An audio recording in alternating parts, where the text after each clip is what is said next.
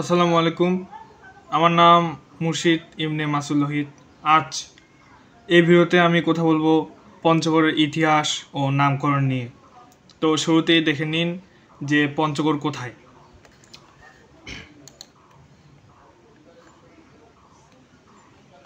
পঞ্চগড়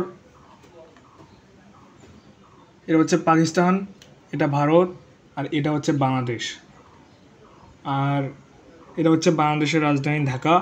ঢাকার উত্তরে এটা হচ্ছে পঞ্চগড়। এইটা এই যে লাল dot dot dot dot dot এটা হচ্ছে পঞ্চগড়। আর বাংলাদেশের সর্বোত্তরের জেলা হচ্ছে পঞ্চগড় এবং সর্বোত্তরের উপজেলা হচ্ছে তেঁতুলিয়া।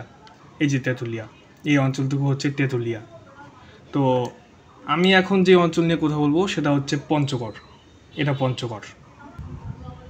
এবং আপনার বাড়ি যদি পঞ্চগড় জেলায় না হয়, মানে আপনি যদি পঞ্চগড় জেলার বাহিরে বাস করেন, তাহলে শুনবেন যে পঞ্চগড় থেকে কাঞ্চনজঙ্ঘা দেখা যায়। কথাটা সঠিক, পঞ্চগড় থেকে কাঞ্চনজঙ্ঘা দেখা যায়, ভালোভাবে দেখা যায়।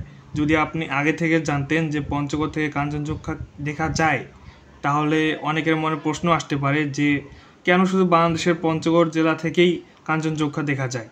আপনি যদি এটা ভাবেন যে শুধু পঞ্চগড় থেকেই কাঞ্চনজঙ্ঘা দেখা যায়, তাহলে আমি বলি, আমি যে গ্রামে বাস করি সেখান থেকে কাঞ্চনজঙ্ঘা দেখা যায়। পঞ্চগড়ের মতো ভালো দেখা না গেলেও খালি চোখে দেখা যায়। আমি নিজের রাস্তা থেকে সরাসরি নিজের খালি চোখে দেখেছি। এত কিছু শোনার পর অনেকের প্রশ্ন হতে পারে যে কেন শুধুমাত্র বাংলাদেশের পঞ্চগড় জেলা থেকেই দেখা যায় এই কাঞ্চনজঙ্ঘা, অন্যান্য জেলা যেমন নীলফামারী, লালমনিরহাট, দিনাজপুর এবং বাংলাদেশের অন্যান্য জায়গা থেকে দেখা যায় না কেন? তো মূল কথা শুরুর আগে বাংলাদেশে কেন শুধুমাত্র পঞ্চগড় থেকেই কাঞ্চনজঙ্ঘা দেখা যায় সে ব্যাপারে কথা বলবো। তো আমি দুইভাবে বোঝাবো। প্রথমে সহজভাবে বোঝাবো যাতে যে কেউ বুঝে, এবং পরে বৈজ্ঞানিকভাবে এবং ভূগোলবিদদের মতো করে বোঝাবো। এবার দেখাই যে কাঞ্চনজঙ্ঘা কোথায়। এটা হচ্ছে পঞ্চগড় জেলা। আর পঞ্চগড় জেলার উত্তরে যে সাদা সাদা দেখতে পাচ্ছেন এটা হচ্ছে কাঞ্চনজঙ্ঘা পর্বত। আর এই কাঞ্চনজঙ্ঘা পর্বতের ঠিক দক্ষিণে রয়েছে এই বাংলাদেশের পঞ্চগড় জেলা। ওকে, এবার পঞ্চগড় জেলা কোথায়? পঞ্চগড় জেলা বাংলাদেশের উত্তরের সীমান্তবর্তী অঞ্চল, যেটা আমি আপনাদের দেখালাম একটু পূর্বে। বাংলাদেশের সবচেয়ে উত্তরের জেলা, ভারতের দার্জিলিং ও জলপাইগুড়ি পার্শ্ববর্তী, সমতল ভূমি হিমালয়ের কাছাকাছি, যেটা আমি দেখালাম। শীতকালে আকাশ পরিষ্কার। তারপর কাঞ্চনজঙ্ঘা কি? কাঞ্চনজঙ্ঘা হিমালয়ের একটি বিশাল বরফে ঢাকা পাহাড়। এটি ভারতের সিকিম ও নেপালের সীমান্তে অবস্থিত। পৃথিবীর তৃতীয় সর্বোচ্চ পাহাড়, উচ্চতা প্রায় ৮,৫৮৬ মিটার। শীতকালে অত্যন্ত সুন্দরভাবে দৃশ্যমান। ওকে, তারপর পঞ্চগড় থেকে কেন কাঞ্চনজঙ্ঘা দেখা যায়? পঞ্চগড় হিমালয়ের সরাসরি দক্ষিণে অবস্থিত, যেটা আমি দেখিয়েছি। মাঝখানে বড় কোনো পাহাড় বা বাধা নেই। শীতকালে কুয়াশা কম ও আকাশ পরিষ্কার। কাঞ্চনজঙ্ঘা এত উঁচু যে দূর থেকেও দেখা যায়। তারপর শুধু পঞ্চগড় থেকেই কাঞ্চনজঙ্ঘা দেখা যায়? শুধু পঞ্চগড় নয়, অন্যান্য জায়গা থেকেও দেখা যায় না। পঞ্চগড় শুধু প্রশ্ন হচ্ছে শুধু পঞ্চগড় থেকেই কি কাঞ্চনজঙ্ঘা দেখা যায়? না, কাঞ্চনজঙ্ঘা শুধু পঞ্চগড় থেকে নয়, ভারতের সিকিম, দার্জিলিং ও নেপালের অনেক জায়গা থেকেও দেখা যায়। তবে বাংলাদেশের সবচেয়ে ভালোভাবে দেখা যায় পঞ্চগড় থেকে, যেটা আমি বলছিলাম যে আমি যেখানে থাকি, যেই গ্রামে থাকি, সেখান থেকে রাস্তা থেকে দেখা যায়, কিন্তু পঞ্চগড় থেকে ভালোভাবে দেখা যায়। দেশের অন্য জায়গায় গাছ, ভবন বা মেঘ বাধা হয়ে দাঁড়ায়, তো সে কারণে অন্যান্য জায়গা থেকে দেখা যায় না। আর ভুল ধারণা ভাঙ্গা, এটা আমি লিখেছি কারণ অনেকে রয়েছে যারা মানে পঞ্চগড়ে অনেকে দেখবেন যারা ভাব মারে যে দেখো আমাদের এখান থেকে কাঞ্চনজঙ্ঘা দেখা যায়, তোমাদের ওখান থেকে দেখা যায়। সবাই বলে না, তো একজন হলেও তো বলে। তো তো সেই একজনের জন্য এটা। অনেকেই ভাবে শুধু পঞ্চগড় থেকেই দেখা যায়, এটা এক ধরনের ভুল ধারণা। প্রকৃত কারণ ভৌগোলিক অবস্থান, উচ্চতা ও আবহাওয়া। এটি অলৌকিক কিছু নয়, বরং প্রকৃতির নিয়ম।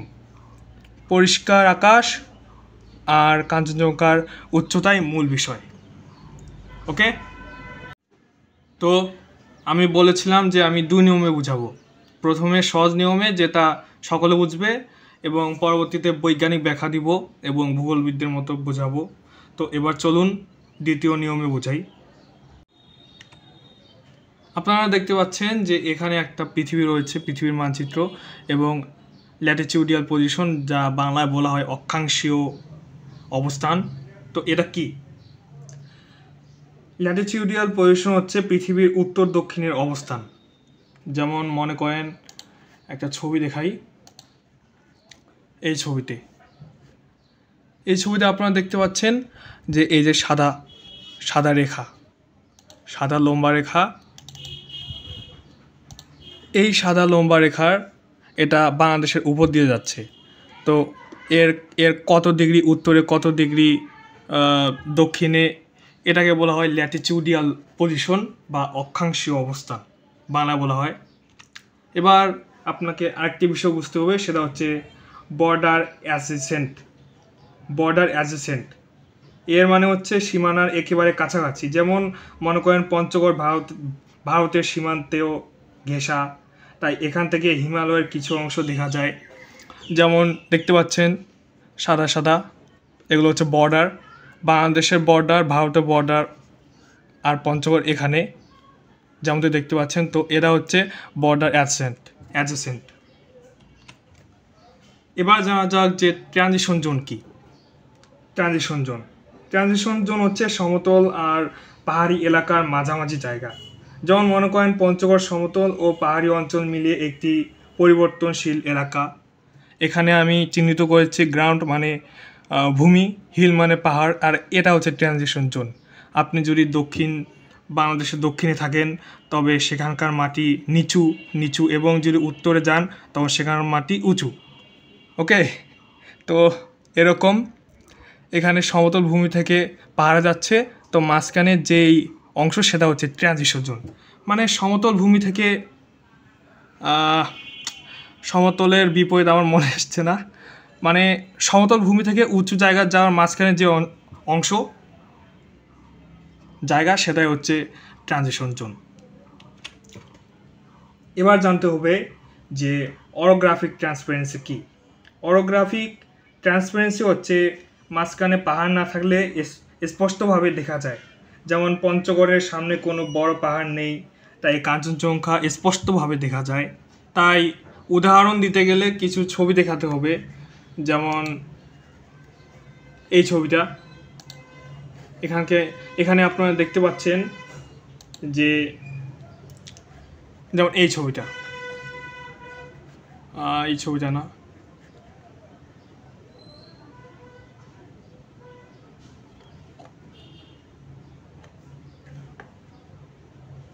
হ্যাঁ এইটা।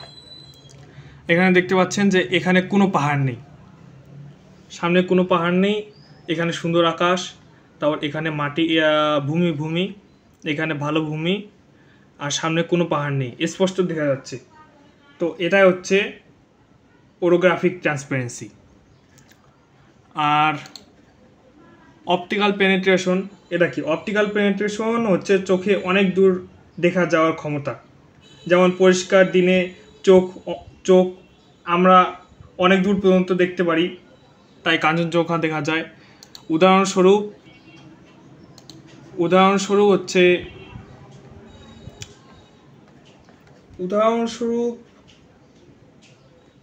যেমন এই ছবিটা, এখানে দেখতে পাচ্ছেন অনেক দূর দেখা যাচ্ছে। এই যে পাহাড়, এখানে পাহাড় অনেক দূর দেখতে পাচ্ছি। তারপর এই ছবিটাতে এখানেও পাহাড় অনেক দূর দেখা যাচ্ছে।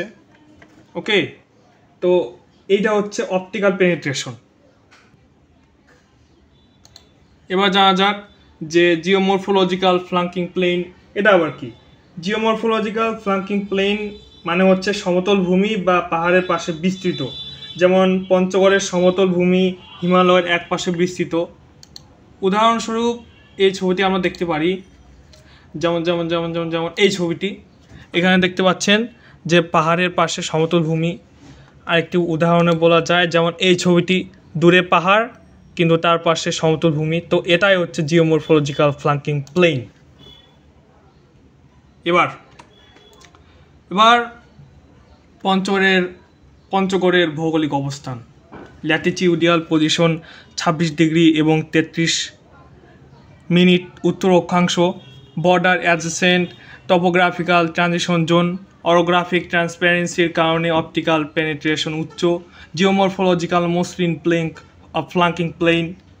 তো এসব যদি গুছিয়ে বলা যায় তবে বলতে পারি যে পঞ্চগড় অবস্থিত বাংলাদেশের একমাত্র জেলাসমূহের মধ্যে, যেটি একটি ল্যাটিটিউডিয়াল এক্সট্রিম সীমানে অবস্থিত, যেটা হচ্ছে 26 ডিগ্রি এবং 33 মিনিট উত্তর অক্ষাংশে। এটি একটি border adjacent topographical transition zone, যেখানে ভারতীয় হিমালয়ান ফোরল্যান্ড শুরু হয়। ওরোগ্রাফিক ট্রান্সপারেন্সি বা ভূমি প্রতিবন্ধকতাহীনতা এখানে অপটিক্যাল পেনিট্রেশন বাড়িয়ে দেয়, যার ফলে দূরবর্তী পর্বত শৃঙ্খ যেমন কাঞ্চনজঙ্ঘা দৃশ্যমান হয়। তো এটা গেল একটা স্লাইড, এবং পরবর্তী স্লাইডে আসি। পরবর্তী স্লাইড বুঝতে হলে আপনাকে বুঝতে হবে যে অ্যালটিটিউডিয়াল সুপ্রিমেসি কি। অ্যালটিটিউডিয়াল সুপ্রিমেসি না, এটা হচ্ছে অ্যালটিটিউডিনাল সুপ্রিমেসি। তো কি এই অ্যালটিটিউডিনাল সুপ্রিমেসি? পৃথিবীর সবচেয়ে উঁচু জায়গা যেমন কাঞ্চনজঙ্ঘা পৃথিবীর তৃতীয় সর্বোচ্চ বৃহত্তম শৃঙ্গ। উদাহরণস্বরূপ এখানে আপনারা দেখতে পাচ্ছেন যে পাহাড় এখানে উচ্চ এটা অনেক উচ্চতা অবস্থিত। তো এটা হচ্ছে অ্যালটিটিউডিনাল সুপ্রিমেসি, মানে পাহাড় বা পর্বতের একদম চূড়ায়। তো এটা হচ্ছে অ্যালটিটিউডিনাল সুপ্রিমেসি। এবার জানা যাক যে টেকটোনিক কনভার্জেন্স এটা আবার কি। টেকটোনিক কনভার্জেন্স হচ্ছে ভূপৃষ্ঠের দুটি প্লেট ধাক্কা দিয়ে পাহাড় তৈরি করা। এই কারণে হিমালয় পর্বত তৈরি হয়েছে। যেমন উদাহরণস্বরূপ এখানে বলা যায় যে এই যে দেখতে পাচ্ছেন এখানে দুটি প্লেট ধাক্কা দিয়ে পাহাড় পর্বত এখানে তৈরি করছে। যেমন আরেকটি উদাহরণ, এখানে একটি পাহাড় এবং অন্য পাহাড়ের একসঙ্গে ধাক্কা লাগিয়ে একটি পাহাড় তৈরি করছে, যেমন এখানেও উদাহরণ রয়েছে। তো এটা হচ্ছে টেকটোনিক কনভার্জেন্স। এবার কথা বলা যাক অরোজেনিক বেল্ট সম্পর্কে। অরোজেনিক বেল্ট এটা আবার কি? অরোজেনিক বেল্ট হচ্ছে পাহাড় তৈরি হওয়ার অঞ্চল। যেমন হিমালয় হলো দক্ষিণ এশিয়ার সবচেয়ে গুরুত্বপূর্ণ অরোজেনিক বেল্ট। উদাহরণস্বরূপ আমরা যদি দেখি এই যেটা এখানে দেখতে পাচ্ছেন, এই ছবিটায় দেখাই আগের ছবিটা। এখানে আপনারা দেখতে পাচ্ছেন যে এই যে ছোট ছোট ছোট ছোট এরা হচ্ছে অরোজেনিক বেল্ট, মানে সেখানে পাহাড় তৈরি হচ্ছে আর কি, পাহাড় তৈরি হওয়ার অঞ্চল। এবং এরপর আসে গ্লেসিয়াল রিফ্লেক্টিভিটি। এটা আবার কি? গ্লেসিয়াল রিফ্লেক্টিভিটি মানে হচ্ছে বরফে আলো পড়লে চকচক করে। যেমন কাঞ্চনজঙ্ঘার বরফ রোদে ঝলমল করে, তাই সহজে চোখে পড়ে। এবং কিছু পঞ্চগড়ের মানুষ ভাবে যে শুধু পঞ্চগড় থেকে দেখা যায়, ওহো কি মজা। যেমন এখানে দেখতে পাচ্ছেন সূর্য, এটা হচ্ছে সূর্য আর এটা হচ্ছে সূর্যের রশ্মি। তো সূর্যের রশ্মি এই যে বরফে পড়ছে সেটা অন্যদিকে যাচ্ছে, সেটা র্যান্ডমলি অন্য জায়গায় যাচ্ছে। হ্যাঁ, তো এটা হচ্ছে আপনার গ্লেসিয়াল রিফ্লেক্টিভিটি। তো এবার জানা যাক কাঞ্চনজঙ্ঘার ভূপ্রাকৃতিক প্রোফাইল। এতক্ষণ যেটা বুঝলেন সেটা এখন আমি এখানে বুঝাবো। Elevation ৮৫৮৬ metre. Altitudinal supremacy, tectonical convergence জোনে অবস্থান, হিমালয়ান অরোজেনিক বেল্টের অংশ, গ্লেসিয়াল স্ট্যাটিক রিফ্লেক্টিভিটির কারণে আলোয় চমকায়।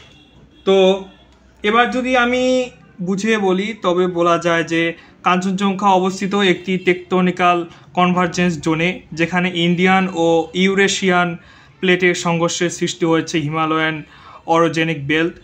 এই শৃঙ্গটি ৮৫৮৬ মিটার উচ্চতা নিয়ে আলটিটিউডিনাল সুপ্রিমেসি পরিচায়ক। গ্লেসিয়াল স্ট্যাটিক রিফ্লেক্টিভিটির কারণে এটি সূর্যের আলোয় বিশেষভাবে প্রতিফলিত হয়, যা অনেক দূর থেকে দেখা সম্ভব করে তোলে। তো এর জন্য আমরা দেখতে পারি যে কাঞ্চনজঙ্ঘা বাংলাদেশের পঞ্চগড় থেকে কত দূরে, তবুও দেখা যায়। কেন দেখা যায়? এখানে গ্লেসিয়াল স্ট্যাটিক রিফ্লেক্টিভিটির অনেক অবদান রয়েছে। এবার পরবর্তী স্লাইডে যাওয়ার পূর্বে আপনাকে বুঝতে হবে যে লিনিয়ার ভিজিবিলিটি উইন্ডো এটা আবার কি। লিনিয়ার ভিজিবিলিটি উইন্ডো হচ্ছে চোখে সরাসরি দেখা যায়, কোনো বাধা নেই। উদাহরণস্বরূপ পঞ্চগড় থেকে সরাসরি কাঞ্চনজঙ্ঘা দেখা যায়, যেমন এই ছবিটি। এখানে আপনারা দেখতে পাচ্ছেন যে আপনি সরাসরি এই রাস্তাটা কত দূর যাচ্ছে সেটা দেখতে পাচ্ছেন। তারপর এখানে এই রাস্তাটা কত দূর যাচ্ছে সেটা স্পষ্টভাবে দেখা যাচ্ছে যেটা। তো এটাই হচ্ছে লিনিয়ার ভিজিবিলিটি উইন্ডো, মানে কোনো বাধা ছাড়াই সরাসরি দেখতে পাবেন। এবার জানা যাক ইন্টারসেকশন ফ্রি পাথ। এর মানে হচ্ছে চোখের সামনে কিছু বাধা দেয় না, যেমন কোনো বিল্ডিং বা পাহাড় নেই বলেই দূরের দৃশ্য স্পষ্ট আমরা দেখতে পারি। যেমন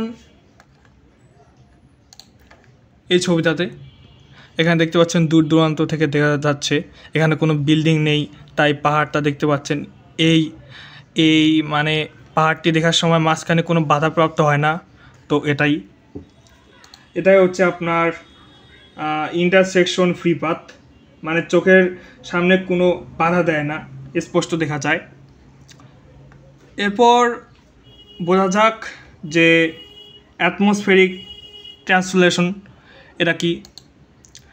অ্যাটমসফেরিক ট্রান্সলেশন হচ্ছে বাতাস পরিষ্কার, কুয়াশা নেই। যেমন শীতের সকালে আকাশে ট্রান্সলুসেন্স বেশি থাকে, তো সেই কারণেই স্পষ্ট হয় সকালের বাতাস। এবার উদাহরণস্বরূপ যেমন দেখতে পাচ্ছেন ছবিগুলো স্পষ্ট দেখা যাচ্ছে, এটাই আর কি। এখানে তেমন কোনো উদাহরণ দেওয়ার মতো নেই। ওকে, তো তারপর অ্যান্টিসাইক্লোনিক স্টেবিলিটি এটা আবার কি। এর মানে হচ্ছে ভালো আবহাওয়া বা পরিষ্কার আকাশ, যেমন মেঘ ছাড়া আকাশ থাকলে কাঞ্চনজঙ্ঘা স্পষ্টভাবে দেখা যায়। উদাহরণস্বরূপ আমরা এখানে দেখতে পারি যে এখানেও নেই উদাহরণ দেওয়ার মতো, মানে মনে করেন যে মেঘ ছাড়া আকাশ, পরিষ্কার আকাশ, এটাই আর কি। এবার স্লাইডে আসি। স্লাইডে আমরা দেখতে পাচ্ছি যে লাইনিয়ার ভিজিবিলিটি উইন্ডো পঞ্চগড় থেকে কেন কাঞ্চনজঙ্ঘা দেখা যায়।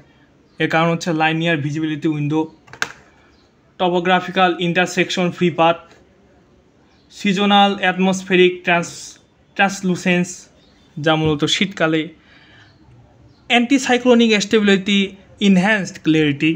ওকে, এবার যদি গুছিয়ে বলি তবে বলা যায় যে পঞ্চগড় থেকে কাঞ্চনজঙ্ঘার দৃশ্যমানতা হচ্ছে একটি লাইনিয়ার ভিজিবিলিটি উইন্ডোর ফল, কারণ এখানে টপোগ্রাফিক্যাল ইন্টারসেকশন খুবই কম, অর্থাৎ মাঝে কোনো পর্বত বা উঁচু বাধা নেই। শীতকালে সিজনাল অ্যাটমসফেরিক ট্রান্সলুসেন্স বৃদ্ধি পায় এবং অ্যান্টিসাইক্লোনিক স্টেবিলিটি দৃশ্যমানতাকে আরও বর্ধিত করে, মানে বাড়িয়ে দেয়, এটা আর কি। এবার আমরা পরবর্তী স্লাইড নিয়ে কথা বলবো। স্পেশাল ভিজিবিলিটি এর মানে কি। স্পেশাল ভিজিবিলিটি এর মানে হচ্ছে যে অনেক জায়গা থেকে দেখা যায়, যেমন কাঞ্চনজঙ্ঘা শুধু পঞ্চগড় নয়, তেঁতুলিয়া, ঠাকুরগাঁ থেকেও দেখা যায়। তো সেটাই, যেমন উদাহরণস্বরূপ বলা যায় যে এখানে যেটা খুঁজছি সেটা পাওয়া যাচ্ছে না। এখানে রয়েছে গেমের স্পেশাল ভিজিবিলিটি। যারা গেম বানান তারা বুঝতে পারবেন, এটা বিভিন্ন গেমে ব্যবহৃত হয়, এটা না। তো আপনারা শুধু বুঝে রাখুন যে স্পেশাল ভিজিবিলিটি হচ্ছে অনেক জায়গা থেকে দেখা যায়, এটা আর কি। যেমন একটা টাওয়ার অনেক জায়গা থেকে দেখা যায়। এরপর হচ্ছে ইন্টারসেকশনাল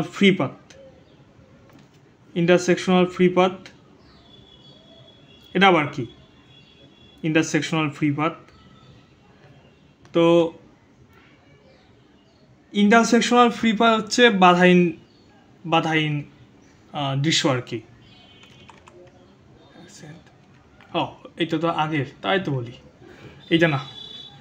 ইন্টারসেকশনাল ফ্রি পাথ এইটা না, ওইটা বাদ। এবার আসা যাক টোপো ওরিয়েন্টেশন কি? টোপো ওরিয়েন্টেশন হচ্ছে যে এলাকা কোন দিকে ঢালু বা মুখ করে আছে। দক্ষিণমুখী ঢাল থাকলে আলো পড়ে, দৃশ্য ভালো বোঝা যায়, যেমনটা কোনো সময় হয়ে থাকে।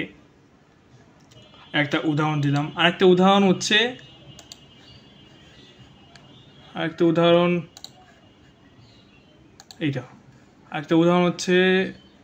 যেমন এখানে দেখতে পাচ্ছেন, এখানে উত্তরমুখী ঢাল থাকলে আলো পড়ে, ভালো দৃশ্য হয়, সেটা এখানে বোঝা যাচ্ছে। যেমন দেখতে পাচ্ছেন রশ্মি এদিকে পড়ছে, সাউথ মানে দক্ষিণে পড়ছে।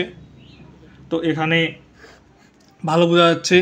ভালো বোঝা মূল কথা হচ্ছে এলাকা কোন দিকে ঢালু বা মুখ করে আছে। যেমন এইটা দক্ষিণ দিকে, এটা নর্থে মানে পূর্বে।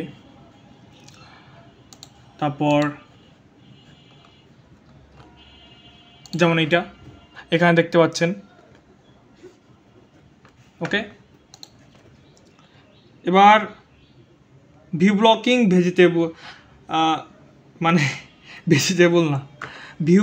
ভেজিটেশন মানে কি? মানে হচ্ছে গাছ বা বন যা দৃশ্য আটকায়। যেমন এখানে দেখতে পাচ্ছেন এই ছবিতে। আরে কোন জায়গায় ক্লিক করে কোন জায়গায় আসে রে ভাই? এটা কি? এটা কেন আসে? ভিউ ব্লকিং ভেজিটেশন আসে না কেন? ভিউ ব্লকিং ভেজিটেশন যেমন এখানে আপনারা দেখতে পাচ্ছেন যে এখানে দেখতে পাচ্ছেন যে এর ওইদিকে কি রয়েছে আমরা সেটা দেখতে পাচ্ছি না। এখানে একটা লোক রয়েছে, লোকের এখানে গাছপালা রয়েছে, গাছপালা ওইদিকে কি রয়েছে সেটা আমরা দেখতে পাচ্ছি না। এটাই হচ্ছে ভিউ ব্লকিং ভেজিটেশন। ওকে, এটাই আর কি। ভিউ ব্লকিং ভেজিটেশন হচ্ছে এক কথায় যদি সামনে গাছপালা থাকে তাহলে দেখা যাবে না, এটা আর কি। মানে গাছ বা বন যা দৃশ্য আটকায়। ওকে, তারপর আরবান ওভার ডেভেলপমেন্ট। এটা কি? আরবান ওভার ডেভেলপমেন্ট হচ্ছে শহরের অতিরিক্ত বিল্ডিং যা দৃশ্য আটকে দেয়। যেমন ঢাকায় অনেক উঁচু উঁচু বিল্ডিং রয়েছে যার জন্য কাঞ্চনজঙ্ঘা ঢাকা থেকে দেখা সম্ভব নয়। ওকে, যেমন এখানে রয়েছে, এখানে দেখতে পাচ্ছেন বড় বড় দালান কোঠা, বড় বড় বিল্ডিং। ওকে, যেমন এখানে আপনি যদি এই জায়গা যান, গিয়ে দেখতে চান ওই পাশে কী রয়েছে দেখতে পারবেন না, কিন্তু ওই দিকে অনেক বড় বড় বিল্ডিং রয়েছে। ক্যামেরায় ভিডিওতে আপনাদের এটা ছোট মনে হবে, যদি আপনি বড় স্ক্রিন দেখেন তবে দেখতে সুবিধা হবে আর কি। এবার আসি আমরা এই স্লাইডে। কোথাও হচ্ছে যে পঞ্চগড় ছাড়া আর কোথায় দেখা যায়? আমি লিখেছি multi point spatial visibility, Darjeeling, Sikkim, পূর্ব নেপাল, বাংলাদেশের মধ্যে শুধুমাত্র পঞ্চগড়ে ফেভারেবল টোপো ওরিয়েন্টেশন, অন্যান্য স্থানে ভিউ ব্লকিং ভেজিটেশন ও আরবান ওভার ডেভেলপমেন্ট। এটা কি? এবার আমি এটা গুছিয়ে বলি, কাঞ্চনজঙ্ঘা দৃশ্যমানতা শুধু পঞ্চগড়ের সীমাবদ্ধতা নয়, দার্জিলিং, সিকিম ও পূর্ব নেপাল থেকেও এটি মাল্টি পয়েন্ট স্পেটিয়াল ভিজিবিলিটির আওতায় পড়ে। তবে বাংলাদেশের প্রেক্ষাপটে পঞ্চগড়ের টপ ওরিয়েন্টেশন অত্যন্ত ফেভারেবল, কারণ এখানে ভিউ ব্লকিং, ভেজিটেশন বা আরবান ওভার ডেভেলপমেন্ট তুলনামূলক কম। তো এই কারণেই পঞ্চগড় থেকে কাঞ্চনজঙ্ঘা ভালোভাবে দেখা যায়। এবার যদি আমরা পরবর্তী স্লাইডে যাই, তবে শুরুতেই আপনাকে বুঝতে হবে যে জিও স্পেশাল কোইন্সিডেন্স এটা আবার কি। জিও স্পেশাল কোইন্সিডেন্স অর্থ এমনভাবে জায়গার অবস্থান যে কাকতালীয়ভাবে দেখা যায়। যেমন পঞ্চগড় এমন এক জায়গায় পড়েছে যেখানে কাঞ্চনজঙ্ঘা হঠাৎই একদিন দেখা যায়। যেমন উদাহরণস্বরূপ এখানে আপনারা দেখতে পাচ্ছেন, এখানে এই যে যেমন এই জায়গা থেকে আপনি সুন্দর দৃশ্য দেখতে পারবেন, এটা হচ্ছে একটা জিও স্পেশাল কোইন্সিডেন্স। তারপর যদি আমি আরেকটা উদাহরণ দিই, এই জায়গা থেকে আপনি সুন্দর একটা পাহাড় দেখতে পারবেন, এটা হচ্ছে জিও স্পেশাল কোইন্সিডেন্স।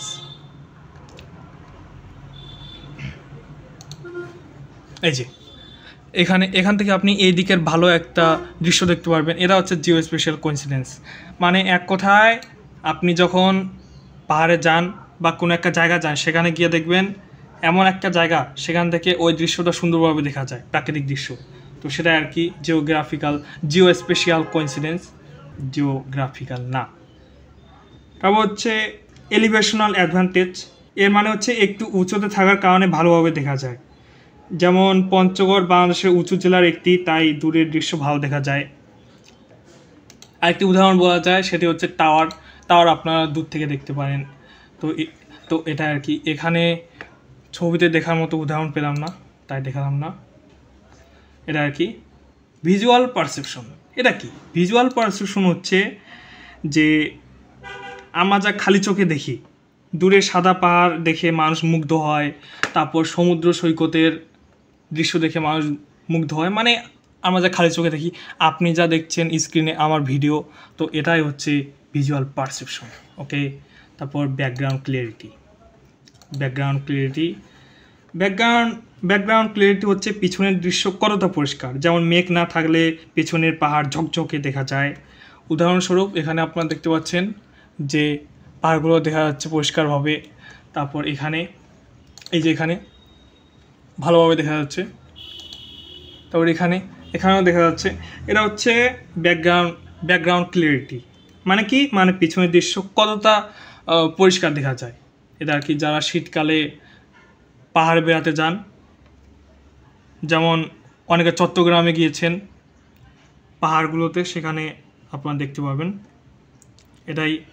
এটা আর কি। এবার যারা গর্ব করেন, গর্বিত মানুষ, তো তাদের জন্য গর্ব নয়, গঠনমূলক বিজ্ঞান। ভিজুয়াল পারসেপশন নট ইকুয়াল ভৌগোলিক মালিকানা। জিও স্পেশাল কোইন্সিডেন্স না স্থানীয় গর্ব। এলিভেশনাল অ্যাডভান্টেজ নট ইকুয়াল আঞ্চলিক সত্য। ব্যাকগ্রাউন্ড ক্লিয়ারিটি নট ইকুয়াল একচ্ছত্র অধিকার। এবার এখানে আমি কি বোঝাতে চাচ্ছি সেটা বলি। এখানে আমি বোঝাতে চাচ্ছি যে কাঞ্চনজঙ্ঘা দেখা মানেই কোনো ভৌগোলিক মালিকানা নয়, এটি শুধুই এক ধরনের জিও স্পেশাল কোইন্সিডেন্স। এলিভেশনাল অ্যাডভান্টেজ থাকলেই কোনো অঞ্চল কাঞ্চনজঙ্ঘার একচ্ছত্র অধিকার হয়ে যায় না। এটি একটি ব্যাকগ্রাউন্ড ক্লিয়ারিটি নির্ভর দৃশ্যমানতা, যা নির্দিষ্ট সময় ও পরিবেশে তৈরি হয়। ওকে, তো এই কারণে এটা লিখেছি। আপনারা মনে করেন না যে আমি আপনাদের মানে ছোট করছি আর কি, মানে বললাম আর কি, বলছি আর কি।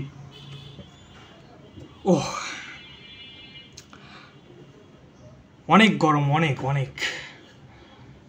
আগে ছিল 52 ফারেনহাইট, এখন 93 ফারেনহাইট। ওরে বাবা কি গরম রে। ওয়েট, আমি আপনাদের তাপমাত্রা দেখাই। আরেকবার ওয়েদার, কইছি ওয়েদার, এই যে ওয়েদার এই যে ওয়েদার 34 ডিগ্রি, ওকে 34 ডিগ্রি, অনেক ঘাম। তো এখন ফালতু কথা বাদ, এবার মূল কথায় আসা যাক। এবার আমি কথা বলবো পঞ্চগড়ের ইতিহাস ও নামকরণ নিয়ে। পঞ্চগড়ের ইতিহাস ও নামকরণ। পঞ্চগড়ের ইতিহাস খুঁজতে হলে আমাদের ফিরে যেতে হবে খ্রিস্টপূর্ব 3য় শতকে, যখন এই অঞ্চলটি প্রাচীন পুণ্ড্রবর্ধন রাজ্যের অংশ ছিল। যেমনটি এখানে দেখতে পাচ্ছেন, বর্তমান বগুড়ার মহাস্থানগড় ছিল এই রাজ্যের কেন্দ্র, এবং পঞ্চগড় অঞ্চলের সাথে এর গভীর ঐতিহাসিক ও সাংস্কৃতিক যোগসূত্র ছিল। প্রত্নতাত্ত্বিক খনন ও গবেষণায় প্রাপ্ত নির্দেশনাবলী, যেমন প্রাচীন মূর্তি, যেমন দেখতে পাচ্ছেন প্রাচীন মূর্তি, তারপর হচ্ছে মন্দির ধ্বংসাবশেষ, তারপর ইত্যাদি এসব প্রমাণ করে যে এই অঞ্চলে বৌদ্ধ ও হিন্দু উভয় সংস্কৃতিরই একটি সমৃদ্ধ প্রসার ঘটেছিল। এটি ছিল একটি কৃষিভিত্তিক সমাজ, যেখানে নদী তীরবর্তী উর্বর ভূমিতে সভ্যতার বিকাশ ঘটেছিল। এবং তারপরে এর স্লাইডে যদি আমরা যাই, তবে এখানে দেখা যায় যে 13 শতক থেকে শুরু হয় পঞ্চগড়ের ইতিহাসের এক নতুন অধ্যায়, যা মধ্যযুগ নামে পরিচিত। আর এই সময় পঞ্চগড় কোচ রাজবংশের অধীনে কামতাপুর রাজ্যের অবিচ্ছেদ্য অংশ ছিল। কোচ রাজারা এই অঞ্চলের শাসনভার স্থানীয় গোত্রের নেতা, যাদের ভূঁইয়া বলা হতো, তাদের হাতেই ন্যস্ত করতেন। যেমন এখানে ছিলেন জমিদার, তো সেরকম ভূঁইয়া। এটি ছিল এক ধরনের স্থানীয় শাসনতত্ত্ব, স্বায়ত্তশাসন আর কি, যা কেন্দ্রীয় শাসনের অধীন থেকেও নিজস্ব পরিচয় বজায় রেখেছিল। এরপর আসে মুঘল সাম্রাজ্যের প্রভাব। 17 শতকে মুঘল সম্রাট আওরঙ্গজেবের শাসনামলে পঞ্চগড় মুঘলদের অধীনে এলেও স্থানীয় কোচ ও ভূঁইয়া নেতাদের স্বায়ত্তশাসন অক্ষুণ্ণ থাকে। এটি মুঘলদের দূরদর্শিতা ও স্থানীয় সংস্কৃতির প্রতি শ্রদ্ধায় পরিচায়ক হয় আর কি। এবং এই মধ্যযুগেই পঞ্চগড়ের নামকরণের কিংবদন্তি প্রচলিত হয়। জনশ্রুতি অনুসারে এই অঞ্চলে 5টি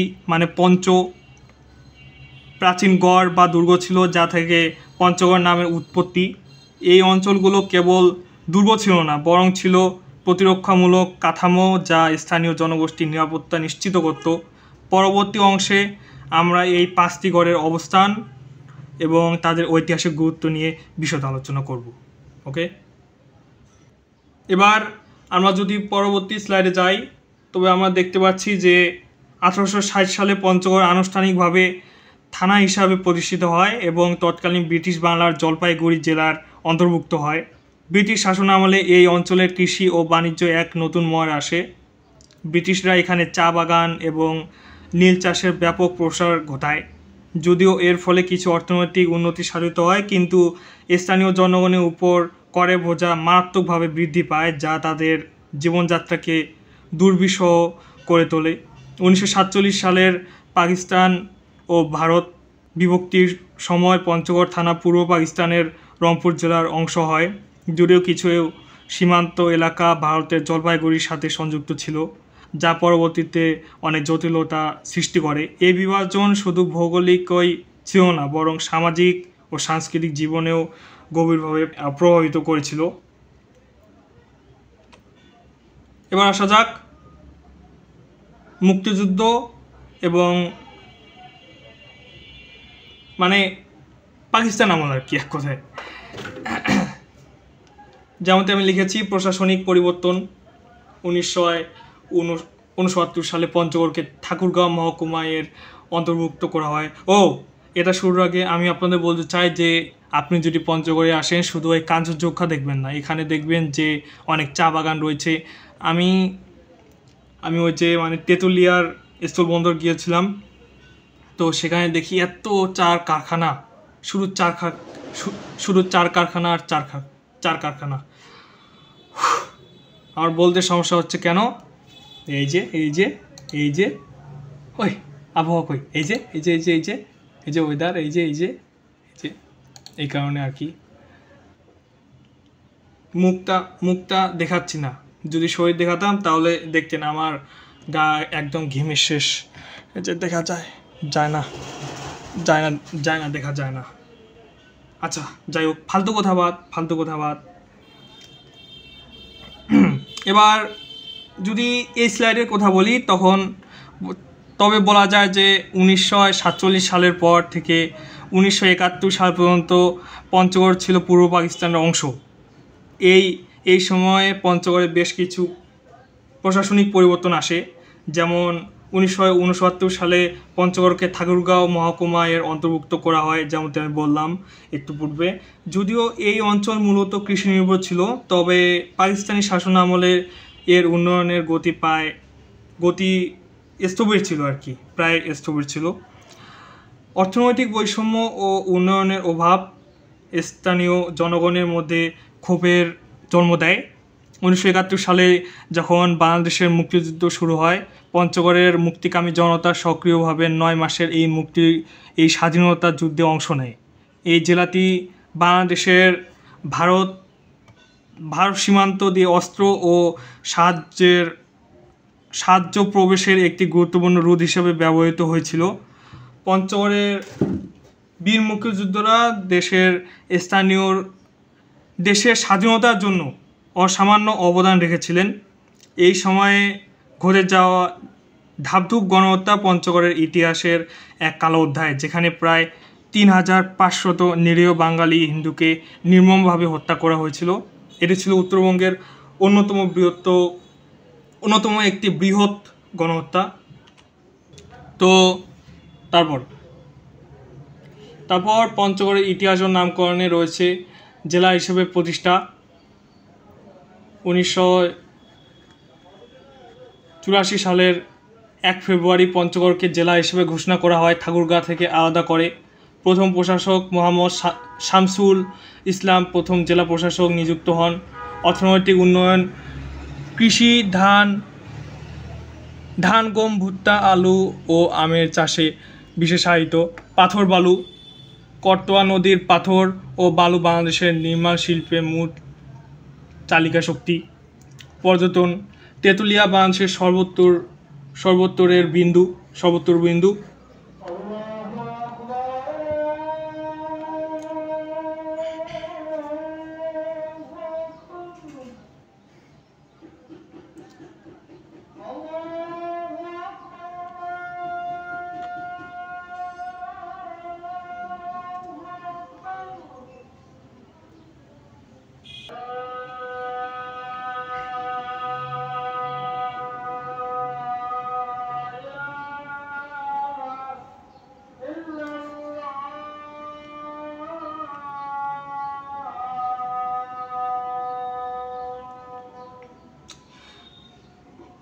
পর্যটন, তেঁতুলিয়া বাংলাদেশের সর্বোত্তর বিন্দু।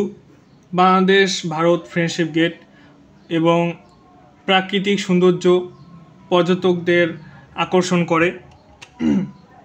এবার আসি বর্তমান পরিচয়ে। আয়তন হচ্ছে 1404.62 বর্গ কিলোমিটার। উপজেলা 5টি, সেগুলো হচ্ছে পঞ্চগড় সদর, আটোয়ারী, বোদা, দেবীগঞ্জ, তেঁতুলিয়া। সাংস্কৃতিক বৈশিষ্ট্য, উৎসব, নবান্ন, পৌষ মেলা, বৈশাখী মেলা। লোক সংস্কৃতি, ভাওয়াইয়া গান, পালা গান। গুরুত্বপূর্ণ ঐতিহাসিক স্থান, মির্জাপুর শাহী মসজিদ, মুঘল আমলের স্থাপত্য। ভিতরগড় দুর্গ, প্রাচীন গড়ের ধ্বংসাবশেষ। রক্স মিউজিয়াম, প্রাকৃতিক পাথরের সংগ্রহশালা। এবার যদি ধাপধূপ গণহত্যার ব্যাপারে কথা বলি, তাহলে ধাপধূপ গণহত্যার যখন হয়েছিল সেটি হচ্ছে এপ্রিল মাসে 1971 সালে, সুনির্দিষ্ট দিন অজানা। তারপর স্থান হচ্ছে ধাপধূপ বিল, ইসলামপুর ইউনিয়ন, বোদা। উপজেলা পঞ্চগড় জেলা এবং তৎকালীন পূর্ব পাকিস্তান, বর্তমান বাংলাদেশ। ভিকটিম প্রায় 3500 বাঙালি হিন্দু। অপরাধী পাকিস্তানি সেনাবাহিনী এবং স্থানীয় রাজাকার সহযোগীরা। ঘটনার ধরন ঘটনার ধরন হচ্ছে গণহত্যা, গণনির্যাতন, যৌন সহিংসতা। পটভূমি যদি বলি, পটভূমি, অনেকে বলেন পটভূমি, আমি বলি পটভূমি। তারপর মূল কথায় আসা যাক। 1971 সালের মার্চে শুরু হওয়া বাংলাদেশের মুক্তিযুদ্ধের শুরুতেই পাকিস্তানি সেনাবাহিনী স্বাধীনতাকামী শক্তি ও সংখ্যালঘু হিন্দু সম্প্রদায়ের উপর পরিকল্পিত হামলা শুরু করে। সহিংসতার ভয়ে প্রায় 3500 হিন্দু, নারী, পুরুষ ও শিশু ইসলামপুর, সুখানপুখুরি ও আশেপাশের গ্রাম থেকে পালিয়ে ইসলামপুর ইউনিয়নের ধাপধূপ বিলের পাশে একটি আমবাগানে আশ্রয় নেন এবং পাকিস্তানি সেনাবাহিনীর রাজাকারদের সহায়তায় এই গোপন আশ্রয়স্থল খুঁজে পাওয়া যায়। পরবর্তীতে যারা পাকিস্তানি সেনা ছিলেন তারা মেশিন গান দিয়ে গুলি করে হাজার হাজার নিরীহ মানুষকে হত্যা করেন। বেঁচে যাওয়া অনেককে বেয়নেট দিয়ে খুঁচিয়ে মারা হয় এবং অনেককে বিভিন্নভাবে নির্যাতন চালানো হয়। লাশগুলো ধাপধূপ বিলে ফেলে দেওয়া হয়, আশেপাশে কবরগুলোতে মাটি চাপা দেওয়া হয়, গণকবরে মাটি চাপা দেওয়া হয়। এই ছিল উত্তরবঙ্গের অন্যতম বৃহৎ গণহত্যা। এরা ছিল একটা সংক্ষিপ্ত তথ্য আর কি। সম্পূর্ণ বলতে পারবো কিন্তু এ গরমে পারবো না। আর পরিণতি ও স্মৃতিচারণা। দীর্ঘ কয়েক দশক এই গণহত্যার স্থানটি অবহেলিত ও অস্বীকৃত ছিল। 2011 সালের তৎকালীন জেলা প্রশাসক বনমালী ভৌমিকের নেতৃত্বে পঞ্চগড় জেলা পরিষদ এখানে একটি স্মারক ফলক স্থাপন করে। এখন এই স্থানটি সম্মিলিত শোক ও ইতিহাস স্মরণের প্রতীক হিসেবে পরিচিত। এবার আমি বলেছিলাম যে পঞ্চগড়ের নামকরণ সম্পর্কে বলবো একটু পর, তো সেই সময় এবার পঞ্চগড়ের নামকরণ নিয়ে কথা বলি। পঞ্চগড়ের মূল তত্ত্ব 5টি গড়, বিভিন্ন তত্ত্ব পাবেন। তার মধ্যে মূল তত্ত্ব সেটা হচ্ছে 5টি গড়, পঞ্চগড়। ওকে, পঞ্চ মানে হচ্ছে 5 আর গড় মানে দুর্গ বা প্রাচীর। ঐতিহাসিক 5টি গড়ের অবস্থান: ভিতরগড় যেটি পঞ্চগড় সদর, মিরগড় যেটি দেবীগঞ্জ, রাজনগর এটা হচ্ছে বোদা, হোসেনগড় যেটা হচ্ছে তেঁতুলিয়া বর্তমানে, দেবীগড় যেটা হচ্ছে দেবীগঞ্জ। এছাড়াও অন্যান্য তথ্যসমূহ রয়েছে, যেমন করতোয়া নদীর 5টি প্রাকৃতিক আগর বা বাঁধ, মুঘলদের 5টি সীমান্ত চৌকি, রাজা পঞ্চানের নামানুসারে পঞ্চগড়ের নামকরণ হয়েছে, যেটি একটি লোককথা যা সত্যি নয়, শুধু মানুষের মুখেই শুনবেন। ঐতিহাসিক টাইমলাইন: 11 শতাব্দী, সম্ভাব্য গড় নির্মাণ কানটাপুর রাজ্য। তারপর হচ্ছে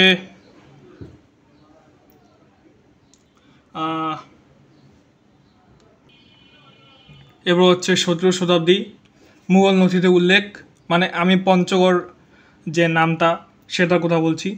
1860 সাল ব্রিটিশরা আনুষ্ঠানিকভাবে নামকরণ করেন। 1983 সাল জেলা হিসেবে স্বীকৃত পায় পঞ্চগড়।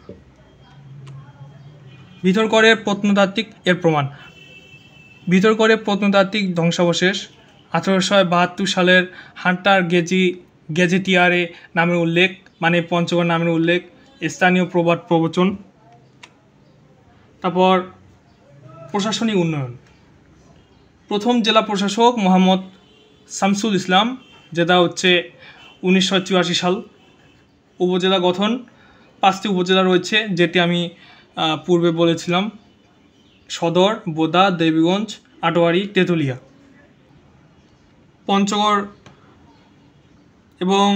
পঞ্চগড় জেলায় রয়েছে মোট 43টি ইউনিয়ন এবং 2টি পৌরসভা।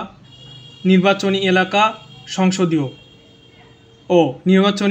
সংসদীয় আসন 2টি পঞ্চগড় 1 এবং পঞ্চগড় 2। এবার আসা যাক পঞ্চগড়ের জেলা হিসেবে জন্ম। 1 ফেব্রুয়ারি 1984 সালে পঞ্চগড় জেলা হিসেবে প্রতিষ্ঠিত হয়। বর্তমানে এখানে 5টি উপজেলা। এবার 3বার বললাম।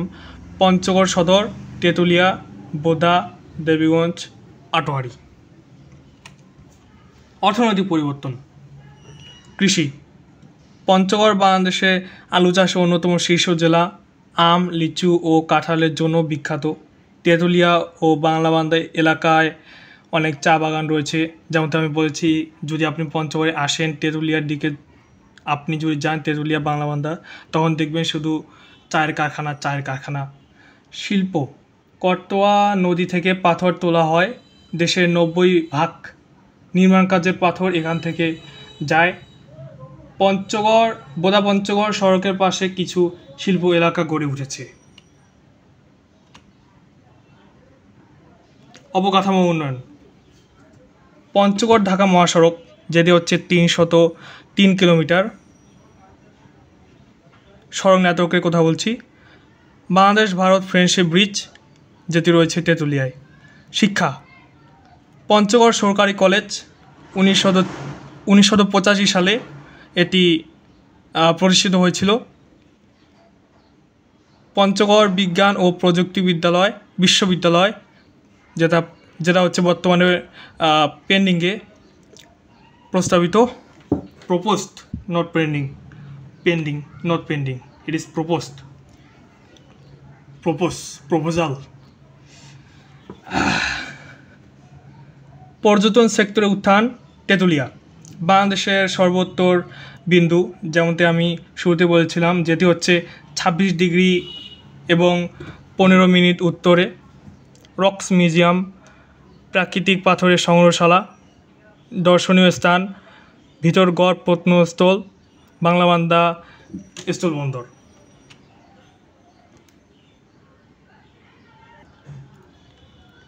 সাম্প্রতিক অর্জন।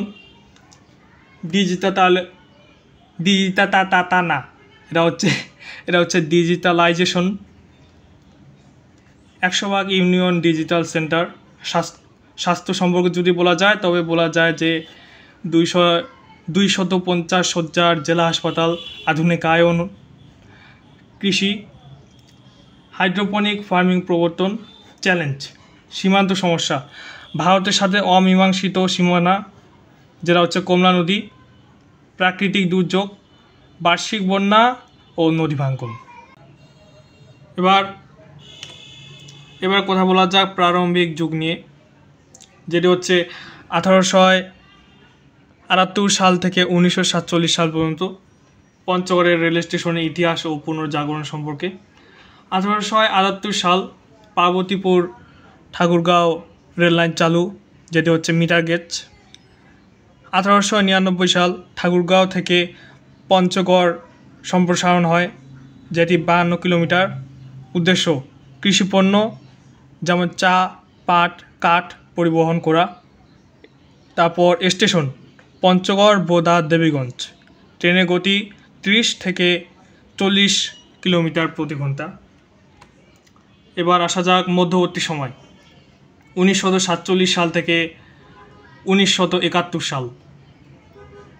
1947 সালে ভারত পাকিস্তান বিভক্তিতে শিলিগুড়ি রুট বিচ্ছিন্ন হয়। 1960 সালে ডিজেল ইঞ্জিন চালু, জিএমবি ক্লাস যেটা। তারপর 1965 সালে ভারত পাকিস্তান যুদ্ধে সামরিক ব্যবহার। মুক্তিযুদ্ধকাল 1971। এপ্রিল থেকে ডিসেম্বরে রেল চলাচল সম্পূর্ণ বন্ধ। মুক্তিযোদ্ধাদের দ্বারা রেল লাইন বিচ্ছিন্ন। পাকিস্তানি সেনাদের রেল ব্যবহার করতে পারে, এই আর কি। পুনর্গঠন যুগ 1972 সাল থেকে 2000 সাল। 1974 সাল পঞ্চগড় এক্সপ্রেস চালু হয়, সাপ্তাহিক 3 দিন। 1980 সাল থেকে 1990 অবকাঠামো অবনতি। 1995 সাল নতুন ডিজেল ইঞ্জিন সংযোজন। আধুনিকায়ন 2003 সালে এসি কোচ সংযোজন। তারপর 2018 সাল তেঁতুলিয়া সম্প্রসারণ প্রকল্প 28 কিলোমিটার। এবার পঞ্চগড় রেল স্টেশনের ইতিহাস ও পুনর্জাগরণ বর্তমান অবস্থা 2024 সাল। এটা 25 সাল, কিন্তু 24 সালে কথা বলছি। সক্রিয় ট্রেন পঞ্চগড় এক্সপ্রেস, যেটি প্রতিদিন দৈনিক। রংপুর এক্সপ্রেস সাপ্তাহিক 4 দিন। স্টেশন মূল স্টেশন হচ্ছে পঞ্চগড় স্টেশন। নতুন স্টেশন হচ্ছে তেঁতুলিয়া 2023 সালের। পরিসংখ্যান দৈনিক যাত্রী 1200 জন থেকে 1500 জন। ঢাকা থেকে সময় 11.5 ঘন্টা। ভাড়া যদি আপনি শোভন নেন তাহলে 420 টাকা। 420 টাকা শুধু আমি এমনি লিখেছি, যাতে ভাড়া লেখাতে বাদ না যায়। হতে পারে, আমার অনুমান নিয়ে লিখেছি, মেবি। এখন আমি আমার কিছু নিজের কথা বলি। আমার জেলা হচ্ছে নীলফামারী, কিন্তু আমি নীলফামারীর চেয়ে পঞ্চগড় বেশিরভাগ গিয়েছি। মনে করেন নীলফামারী গিয়েছি 2-3 বার, কিন্তু 10 বারের বার 2-3 বার গিয়েছি নীলফামারী, কিন্তু 7 থেকে 8 বার গিয়েছি আমি পঞ্চগড়, এরকম আর কি। কারণ সেখানে আমার খালামণিরা থাকেন, তো সেই কারণে মায়ের সাথে যাওয়া হয়। এবং যখন আমি শুনি যে পঞ্চগড়ে রক্স মিউজিয়াম রয়েছে, তখন আমি পুরো শক হয়েছি। শক কি, পঞ্চগড়ে রক্স মিউজিয়াম রয়েছে। আবার যখন শুনি যে পঞ্চগড়ে রেল স্টেশন ছিল, তখন আমি শক। কারণ আমি যে এলাকা থাকি সেই এলাকা মূলত রেল স্টেশন এবং রেলের জন্যই জনপ্রিয় বলতে পারেন, যেটি স্থলবন্ধ হচ্ছে আর কি। তো আমি এই পর্যন্ত রক্স মিউজিয়াম যাইনি এবং পঞ্চগড় রেল স্টেশন যাইনি। আমি যখন আমার খালামণিদের বাড়ি যাই তখন রক্স মিউজিয়াম যাওয়া হয় না, তারপর রেল স্টেশন যাওয়া হয় না, কিন্তু আমি যাব। আমি যে কথাটা বলছি সেটা হচ্ছে, মনে করেন 22 থেকে 21 সাল, 20 সাল সে সময় শুনেছি, কিন্তু আজ পর্যন্ত 5 বছর হলো, 25 সালে তো আমি যাইনি। একদিন যাব, ইনশাল্লাহ যাব। এবার এই 5টি গড় সম্পর্কে বলে আমি ভিডিও শেষ করব। এমনিতে প্রচণ্ড পরিমাণে গরম, তাও বারবার কাট দিয়ে আমি ভিডিও বানাচ্ছি। আমার ইচ্ছা ছিল আমি কোনো কাট দেবো না, 1 শট 2 শট সর্বোচ্চ হলে 3 শট দিয়ে ভিডিও বানাবো, কিন্তু ইচ্ছা একদিন পূরণ হবে ইনশাল্লাহ।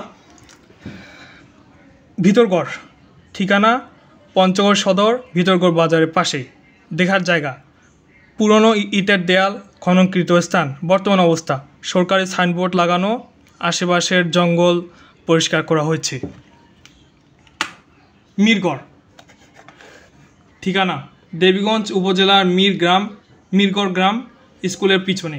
দেখার জায়গা উঁচু জমি, ছড়ানো ইটের টুকরা। বর্তমান অবস্থা স্থানীয় কৃষকরা চাষাবাদ করছে, কোনো রকম রক্ষণাবেক্ষণ নেই। তারপর রাজনগর ঠিকানা বোদা উপজেলার রাজনগর বাজারের কাছে। দেখার জায়গা ছোট টিলা, পুরনো ইটের ধ্বংসাবশেষ। বর্তমান অবস্থা জমি উঁচু, আশেপাশে ঘরবাড়ি নির্মিত। তারপর হোসেনগড় ঠিকানা হচ্ছে তেঁতুলিয়া উপজেলার হোসেনগড় চা বাগানের ভিতর। দেখার জায়গা ইট ও পাহাড়ের গাদা। বর্তমান অবস্থা চা বাগানের কাজে কারণে স্থানটি নষ্ট হয়েছে। তারপর দেবীগড় ঠিকানা দেবীগঞ্জ বাজারের পশ্চিম দিকে। দেখার জায়গা ভাঙ্গা মন্দির, বড় বট গাছ। বর্তমান অবস্থা গাছের নিচে স্থানীয়রা পূজা করেন, বাকি সব ধ্বংসপ্রাপ্ত। তারপর এখানে আমি লিখেছি যে কীভাবে যাবেন, যদি আপনি যেতে চান কীভাবে যাবেন। উপরে হেডলাইনে লেখা রয়েছে পঞ্চগড় রেল স্টেশনের ইতিহাস ও পুনর্জাগরণ। যখন আমি স্লাইডগুলো লিখি তখন আমি দেখিনি। তো কীভাবে যাবেন এই 5 গড়ে? ভিতরগড় যদি আপনি ভিতরগড়ে যেতে চান তবে পঞ্চগড় বাস স্ট্যান্ড থেকে 10 মিনিট রিক্সা চালিয়ে যেতে পারেন। মিরগড় যদি যেতে চান দেবীগঞ্জ বাজার থেকে হাঁটাহাঁটি করে পৌঁছে যাবেন। রাজনগর বোদা বাস স্ট্যান্ড থেকে 15 মিনিট সিএনজি ভাড়া করে হোসেনগড় তেঁতুলিয়া থেকে মাইক্রোবাস ভাড়া করে নিতে হবে। যদি হোসেনগড় যেতে চান তেঁতুলিয়া গিয়ে মাইক্রোবাস ভাড়া করবেন, তারপর সেই হোসেনগড়ে যাবেন। দেবীগঞ্জ বাজার থেকে হেঁটে যাওয়া যায়। এবার আমি লিখেছি সতর্কতা কি? সতর্কতার ভিতর গড় ছাড়া বাকি গড়গুলোতে সরকারি কোনো রক্ষণাবেক্ষণ নেই। সঠিক পথ জানতে স্থানীয়দের সাহায্য নিতে হবে। কেন যাবেন? ইতিহাসে আগ্রহ থাকলে, পুরনো ধ্বংসাবশেষ দেখতে ভালো লাগলে, তারপর কেন যাবেন না? অধিকাংশ স্থানে শুধু নামই বাকি আছে, রাস্তাঘাট ভালো নয়। যদি আপনি যান তবে আপনার হাড়গড় ভাঙবে। এরপরেও যদি আপনি যেতে চান তবে যেতে পারেন। কারণ যদি আপনি পুরনো ধ্বংসাবশেষ দেখতে চান, এই যে লিখেছি কেন যাবেন, পুরনো ধ্বংসাবশেষ যদি দেখতে আপনার ভালো লাগে, হ্যাঁ, তারপর যদি আপনার উঁচু নিচু রাস্তাগুলো ভালো লাগে, যদি আপনি হাড় ভাঙতে চান, যদি মনে করেন আপনার ব্যথা লাগুক, রক্ত বের হোক, হ্যাঁ, হাসপাতালে 2 মাস 2 দিন থাকবেন, তবে আপনি যেতে পারেন। আমি কি বললাম না? তো এটাই ছিল আজকের ভিডিও। যদি সময় দেখাই, সময় হচ্ছে 1:35। 11টার সময় শুরু করেছিলাম, 3 ঘন্টা লেগেছে। আগেই শুরু হতো, কিন্তু আমার বাড়ি বাজারের পাশেই, একদম শুধু শব্দ হয়। আমি একদম বিরক্ত। ভিডিও করলেই অনেক দিন থেকেই এই ভিডিওতে করতে চাচ্ছি আমি, 5-6 দিন থেকে, কিন্তু পারছি না। যখনই যাচ্ছি তখনই এই শব্দ হয়, আর যে গরম। তো যাই হোক, ভালো থাকবেন, সুস্থ থাকবেন। ভিডিওতে যদি কোনো ভুল হয় দয়া করে আমাকে ক্ষমা দৃষ্টিতে দেখবেন। আমিও মানুষ, আমার তো ভুল হবেই। আমি তো আর রোবট নই। তো এর কি, আমার জন্য সবাই দোয়া করবেন। ভিডিওটি দেখার জন্য ধন্যবাদ সবাইকে।